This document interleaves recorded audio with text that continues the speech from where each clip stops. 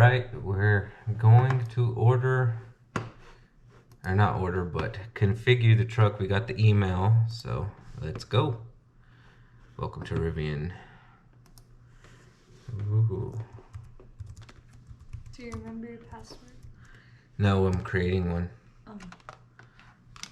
Perfect. Might as well. Alright, let's configure it. So,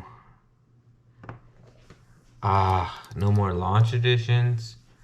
Lame. Why can't I get the launch edition?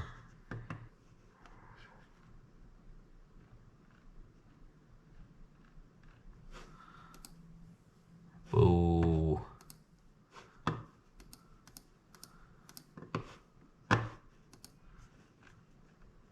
Do you see that delivery begins January?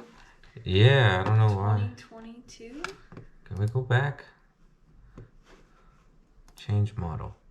R1T. Pre-order date. Man. I wonder if there was only a certain amount of launch editions.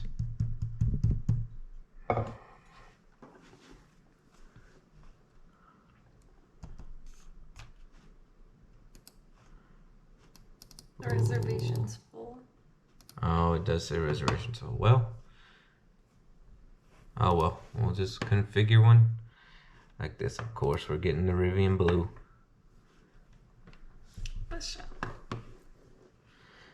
And off-road, I would really love these dark wheels.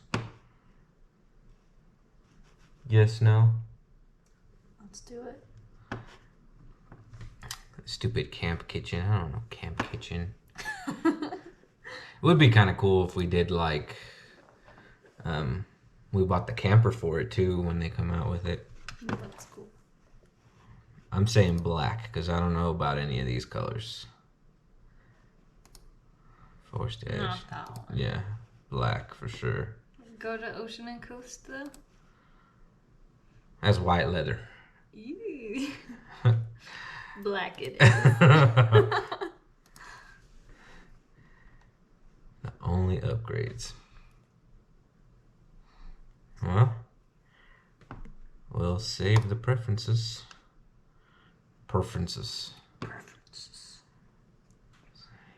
Estimated price, delivery begins.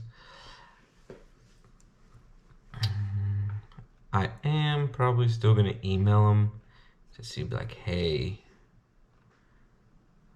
it's gonna be the truck though. Oh, I need to make sure they have that badass audio system in it. Hold up though. Yeah, Rivian 360 auto. Okay. Sweet. But the yellow brake calipers. I could work with it.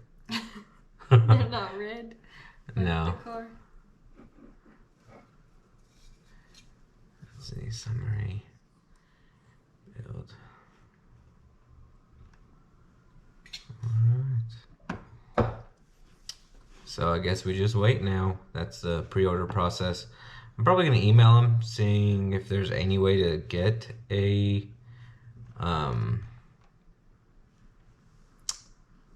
what is it called? I can't even think of it now, but the model that comes out in June.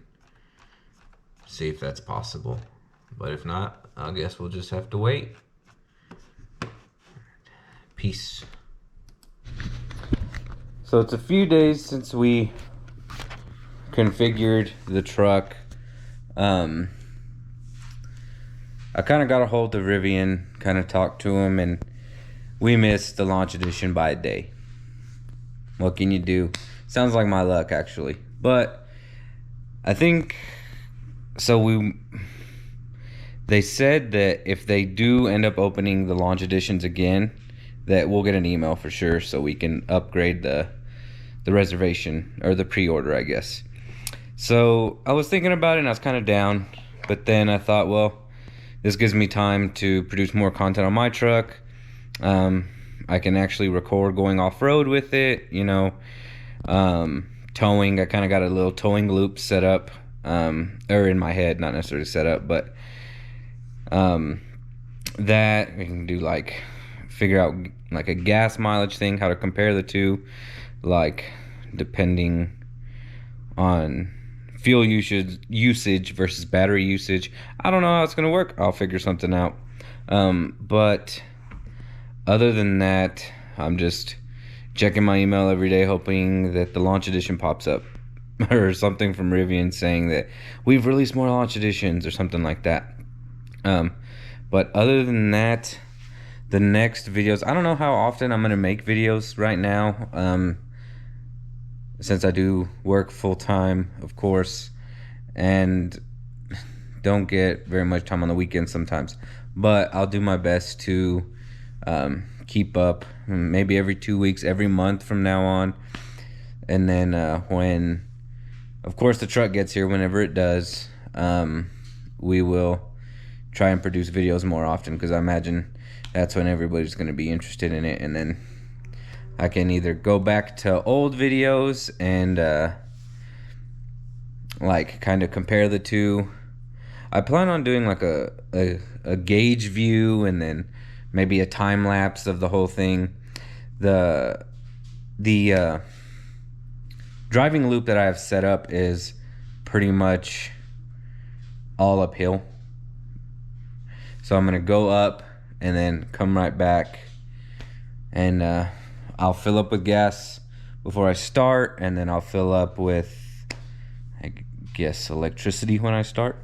I don't know how that works. Full charge. And then I'll go up it and I'll record it. Of course, I'm just gonna set the cruise control at the speed limit and let the truck do the work, because I feel like that's, I see some TV or some things on YouTube where like they're strictly like try and keep it at a certain mile per hour, and I don't think that's how it works. It's not realistic sometimes, especially if you're towing a heavy load. You're gonna slow down, but the truck is gonna do its thing no matter what, whether it's gonna grade shift and stuff like that. So I don't know how great that will work with the Rivian, if it's gonna use like regenerative braking to, hey, maybe I'll gain mileage when I go downhill with the Rivian. Who knows? But I know towing in my truck, I've put more than probably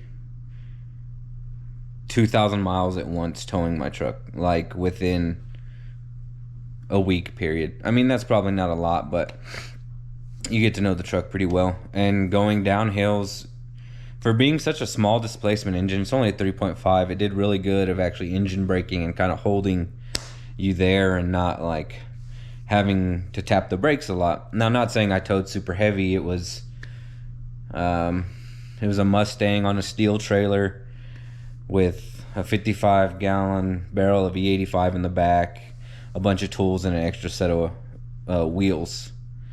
And 3 guys and all of our crap.